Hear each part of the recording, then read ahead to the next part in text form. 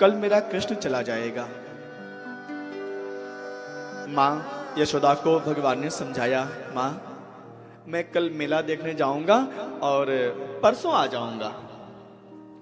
माँ को समझा रहे हैं भगवान श्री कृष्ण, लेकिन आज पता नहीं माँ यशोदा का हृदय मान नहीं रहा है।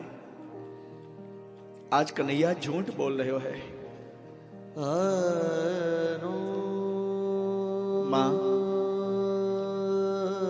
तू चिंता मत कर, मैं आ जाऊंगा परसों। सबसे अधिक कष्ट माँ को हो रहा है, लेकिन यदि मुझसे पूछोगे, गोपियों को कष्ट हो रहा है, माँ यशोदा को कष्ट हो रहा है भगवान के जाने का कि कल चले जाएंगे कृष्ण, लेकिन इन सबसे कई गुना अधिक एक ऐसी गोपी है जो अपने कष्ट को कह नहीं पा रही किसी से। वो गोपी कोई और नहीं है प्यारे, बल्कि भगवान श्री कृष्ण की प्राण प्रिया है।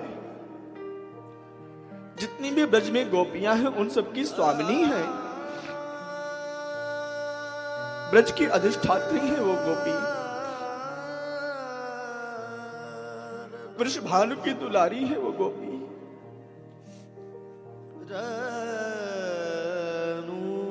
उनका नाम श्री राधे है, श्री राधे। मालूम चला कल प्रातः भगवान चले जाएंगे। श्री राधे जो अपने भवन से चली गई, कहां गई मालूम है? किसी को नहीं मालूम है। श्री यमुना जी के किनारे चली गई, उसी कदम के वृक्ष के नीचे पहुंच गई जहां पर भगवान ने खड़े होकर महाराज के लिए बंशी बजाया था। श्री राधे जो पहुंच गई वहां पर, कृष्ण चला जाएगा, क्या करूं मैं?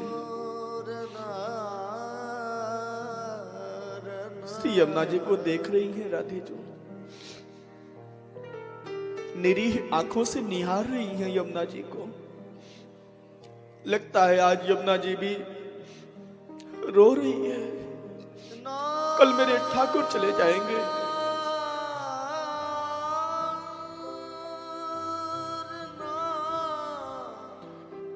गोपियां ढूंढ रही है किशोरी जी को। श्री बरसाने के राजमहल में गई, लेकिन वहां पर राधे जी को नहीं देखी। समाचार मिला कि राधे जी तो राजभवन में नहीं है। गोपियां ढूंढ रही हैं, लेकिन श्री राधे जी कहां गई हैं किसी को नहीं पता। झाड़ियों के झुरमुट में सबकी निगाहों से बसते हुए श्री श्यामा जो बिल्कुल एकांत में चली गई है। एक पत्थर की शिला है, श्री श्यामा जो उसी शिला पर बैठी हुई। कैसे बैठी है मालूम है? जब कोई बहुत दुखी होता है ना, तो अपना दोनों घुटना ऊपर कर लेता है और अपना मस्तक उस घुटने पर रख लेता है। श्यामा जो अपने दोनों घुटने पर मस्तक रखे हुए आंसू बहा रही थी। भगवान श्याम सुंदर से नहीं रहा गया। माँ यशोदा को भगवान श्री कृष्ण कहते हैं, माँ मैं अभी आ रहा हूं। रात्रि की बेला आ गई है, रात्रि के लगभग 8 साढ़े 8 बज गए होंगे शायद। भगवान श्याम सुंदर ने अपनी माँ यशोदा को कहा, माँ तू यही मेरे लिए कल पाथे बनाओ, कल के लिए माखन निकालो, कल की तैयारी कर लो माँ, मैं अभी आ रहा हूं। और भगवान माँ के पास से आगे चले गए। जब भगवान के भक्त रोते हैं ना, तो भगवान को चैन नहीं आता है, भगवान भी बेचैन हो जाते हैं। भगवान दौड़ते हुए गए उस निरीह जंगल में, क्योंकि भगवान की निगाहों से कोई छिप नहीं सकता है। भगवान तो सर्वांतर्यामी है ना। भगवान जी पहुंच गए श्यामा जी के पास।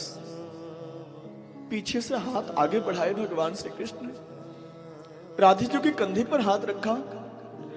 राधे जी देखती है कौन आ गया।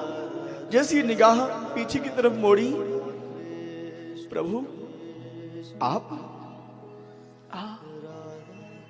मैं कृष्ण। श्यामा जी एक बात बताओ, तुम एकांत में क्यों बैठी हो? भगवान पूछते हुए रो पड़े। राधे जी बड़ी है ना, कन्हैया छोटे हैं। राम जी बड़े थे, सीता जी छोटी थी, लेकिन कृष्ण अवतार में श्यामा जी बड़ी है। कृष्ण भगवान हाथ जोड़ लिए, स्वामिनी जी क्यों रो रही हो आप?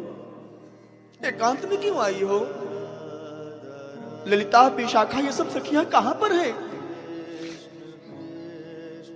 श्यामा जी ने कहा, प्रभु मुझे नहीं पता मैं यहां पर क्यों आई हूं।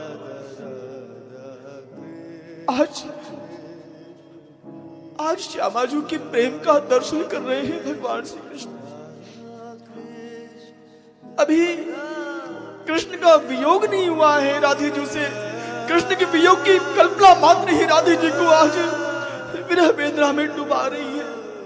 कितना प्यार करती है श्यामा जी, कितना स्नेह करती है अपने प्राण प्रियतम से। प्रभु मैंने सुना है आप कल चले जाओगे। हाँ। श्यामा जी रो रही थी, लेकिन श्यामा जी क्या करें, जैसी कन्हैया को देखी रोते हुए ना, तो कन्हैया के आंसुओं को पोंछ रही है श्यामा जी, अपने आंचल से पोंछ रही है। प्रभु आप क्यों रो रहे हो? भगवान ने कहा, नहीं नहीं श्यामा जी, वो ऐसी आंसू आ गया था आपको देखकर। राधे जी मुझे कल जाना है, लेकिन तुम क्या ऐसे रोते रोते मुझे विदा करोगी? मैं कैसे जा पाऊंगा? श्यामा जी ने कहा, प्रभु मुझे नहीं मालूम कि आप कैसे जाओगे, लेकिन मुझे इतना मालूम है कि आपके बिना मैं रह नहीं पाऊंगी। आप मेरी श्वास हो। जब श्वास ही हमारे जीवन में नहीं रहेगा तो ये जीवन कैसे रहेगा? प्रभु आप मेरे प्राण हो। बिना प्राण के शरीर हम क्या करेंगे? प्रभु हे श्याम सुंदर,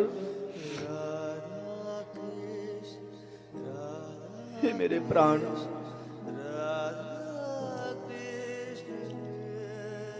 आपके पास तो मेरे जैसे अनेकों भक्त होंगे, क्योंकि आप भगवान हो ना। अनेकों गोपियां होंगी, अनेकों भक्त होंगे मेरे जैसे, लेकिन मेरे पास आप जैसा कोई नहीं है। प्रभु मेरे पास आप जैसा कोई भगवान नहीं है।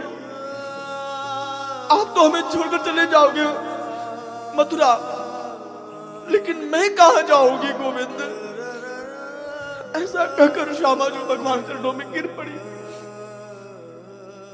अपने आंखों में गंगा यमुना की धारा लेकर भगवान के चरणों में मानो प्रक्षालित कर रही है। गोविंद बताओ तुम, मैं कहां जाऊंगी? किसके पास जाऊंगी? ऐसा कौन भगवान है, ऐसा कौन सा कृष्ण है जो मुझे इतना प्यार करता हो? बताओ कृष्ण, क्योंकि मेरी तकदीर का जो आईना है ना, वो आप हो गोविंद। मेरी जब तक सांसें चलेंगी प्रभु, तब तक आप मेरे सामने रहो। मेरी तो यही इच्छा है। लेकिन गोविंद मैं क्या करूं? मुझे लगता है तुम्हारे वियोग में कहीं मैं अपने शरीर से प्राण न निकाल दूं। भगवान ने मुख पर हाथ रख दिया। श्यामा जो ऐसे मत बोलो, मैं हूं ना, मैं हूं। तुम जब भी मुझे याद करोगे, जहां भी याद करोगे, मैं तुम्हारे पास हमेशा आऊंगा। भगवान ने वचन दिया है श्यामाजू को। लेकिन श्यामाजू ऐसा मत बोलना कि तुम्हारे वियोग में मैं कैसे रह पाऊंगा, मैं साथ रहूंगा।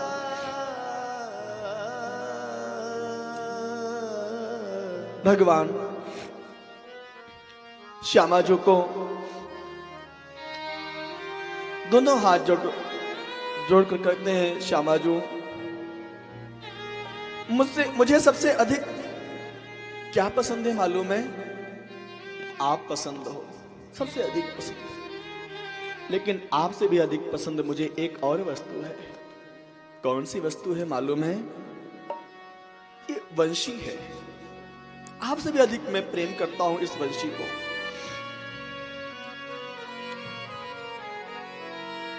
श्यामाजू ये वंशी आप ले लो। जब राधे जी नहीं रहेंगी तो ये वंशी मैं क्या करूंगा? और मैं आपको सच बताऊं प्यारे, जब भगवान वृंदावन से मथुरा गए, मथुरा से द्वारकापुरी गए, भगवान ने कभी वंशी नहीं बजाया ना। ऐसा प्रमाण भागवत जी में नहीं आता है। हाँ, एक बार बजाया था भगवान ने, शंख बजाया था जब महाभारत का युद्ध हुआ था, बस। लेकिन जब ब्रज छोड़कर भगवान गए तो भगवान के पास वंशी थी ही नहीं, क्योंकि श्यामाजू को दे दिया है भगवान ने।